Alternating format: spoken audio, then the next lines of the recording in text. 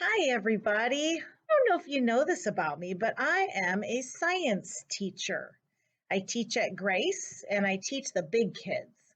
So, with the big kids, we do a lot of science experiments using a lot of tools in science like this graduated cylinder, beakers and test tubes. And this one has a really fancy name, an Erlenmeyer flask. Try to say that, right? So, science has certain laws and rules of nature that it always has to follow. Just like the sun has to rise, it doesn't have a choice, right? And certain things we do in the chemistry lab always follow the same rules. And that's what we study, what those rules are. As people, we also have rules that sometimes we need to follow. Some of these rules are not so much rules, but they're just um, things that we have always done out of respect and tradition. I guess you could call them rules, but it's just something we do because we respect authority. Authority is the person that tells you what's good and right to do. And so then you do it just because you know that you trust them to tell you what's good and right. So I'm holding, can you guys tell me what I'm holding right now? Yeah, it's the American flag. And if you've ever been in like a real school setting, you know that every morning the school children do the Pledge of Allegiance to the American flag. Some of you might be homeschooled, some of you might not be in school yet, so you might experience it later. Maybe if you're homeschooled, you've still probably learned the pledge to the American flag. And when we do that, does anybody know what we hold the flag with respect, but there's also something else we do with our hands. Can you guys think of what you do with your hands? Yeah, you go like this. And that's a sign of respect. That's a physical motion. That's a motion we do that says, I'm setting aside time to respect this event. So we go like that, and then we say the pledge to the American flag. Another motion that we sometimes do with our hands to show respect, especially to authority, is in the military. And they go like that. It's like a salute. And it's recognizing and respecting those that are wise and are our leaders. So we have a lot of leaders right now. And I don't know if you ever hear on the television talking about the president of the United States or the governor, if mom and dad ever have the news on. We have a lot of leaders right now in our country that are trying to figure out how to best help our country. So we got a lot going on right now in our country. And I can tell you one thing, they are all trying their best. And as long as they're trying their best under God's guidance, God wants us to respect them. Now, if there's a very bad person out there that's trying to lead us away from God, we don't have to follow them. But if we know that they're trying their best to do what God's will is, we've just been simply asked to obey their authority. There's that word again, right? It has to do with respecting what they say. So I am going to read you a story about a gentleman who was asked to obey God, but it was kind of the message was given to him in a really weird way. And it made him very nervous and kind of scared. But at the end of it all, he knew he had to listen to God, respect God's authority, and just do what God said. Because God knows best, right? He always knows best. And so we too are supposed to respect those that God puts as leaders over us and respect the authority. But ultimately, we always need to decide if that leader is following God's ways. Because God's smart, He knows what's best for us humans. So that's the thing you should always ask yourself. Are these people that I'm respecting and obeying following God's way?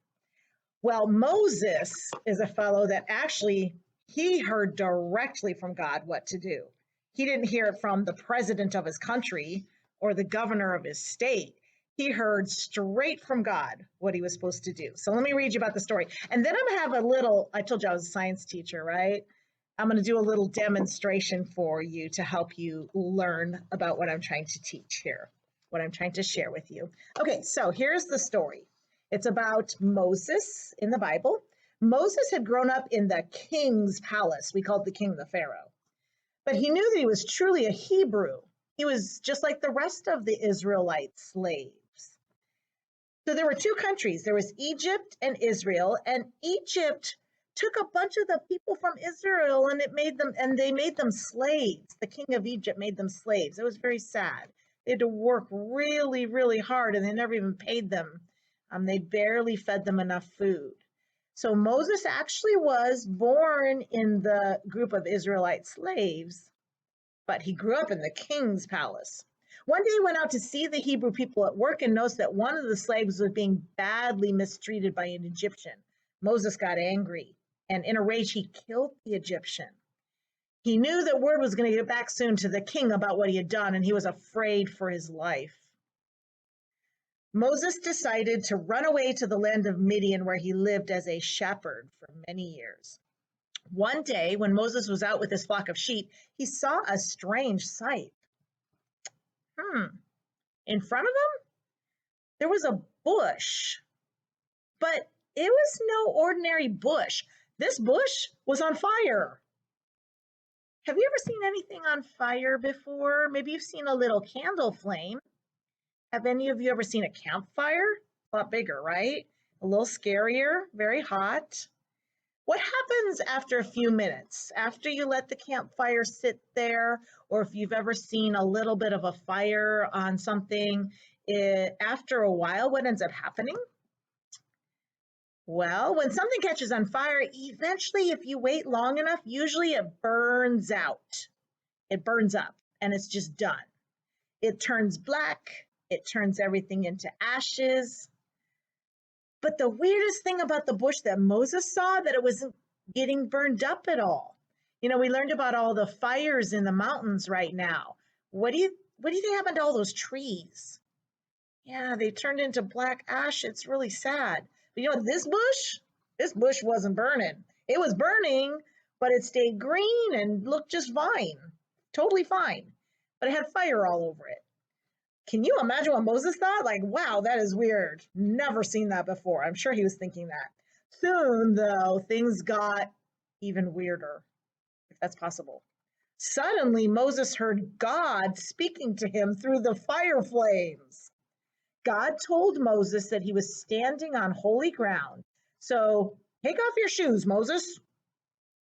Okay. Moses was probably like, okay.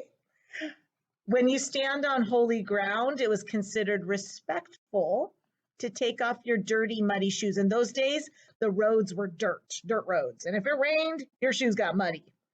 And so it's a sign of respect not to stand on God's ground with muddy shoes. So you take them off. Then God said to Moses through the burning bush, "The cry of the Israelites has reached me, and I have seen the way the Egyptians are oppressing them. So now go. I am sending you to the king to bring my people out of Egypt, out of slavery." God asked Moses to do a huge, scary job. If you were Moses, how do you think you would have responded? It's a good question.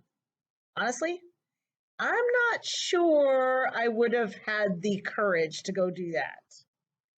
Moses did not think he was good enough for the job God was giving him. In fact, he was downright scared. He was afraid the Israelites wouldn't listen to him. He was afraid because he wasn't a really great speaker. And he made all sorts of excuses to God about why he wasn't the right man for the job. But God promised to be with those who call him. He didn't need to be afraid because God would be with him. So at the end of the story, God said to Moses, "Moses, I am who I am." In other words, he was saying to Moses, "I'm God. Don't worry about it. I got it. I'm God. I can do anything, including help you. This is what you say to the Israelites, Moses. I am has sent me to you." You see, your God is so big and so powerful that he can't have an ordinary name like Bob or Joe. When God says his name is I am, he's saying he has no beginning and no end. and we can trust him. Have you ever heard people say that you should be a light for God in this world? Like you can shine Jesus's love to all of your friends. I would like to show you something that'll help you remember this. I want you, while I light this match, I want you to think about all the ways you can be like a little flame or a little fire for God and shine his love out there in the world. Moses saw a giant burning bush telling him how to help God's people, but you can help God's people too in a small way. And so while I like that, you think of ways that you can help people around you.